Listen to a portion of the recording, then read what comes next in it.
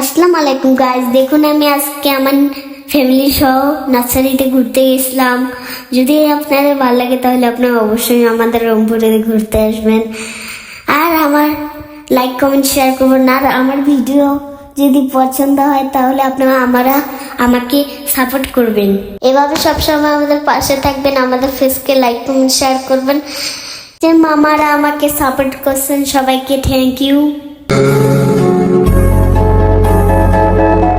मोहब्बत बरसा देना तू सावन आया है।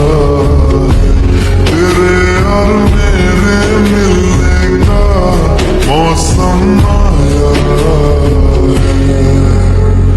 सबसे छुपा के तुझे सीने से लगाना है, प्यार में तेरे हद से गुजर जाना है।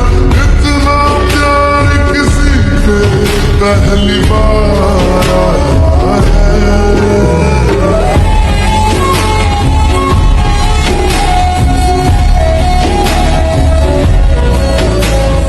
सब कुछ छोड़ के आना तू सावन आया है। तेरे और मेरे मिलने का मौसम आया है। सबसे छुपा के तुझे सीने से लगाना है, प्यार में तेरे हद से गुजर जाना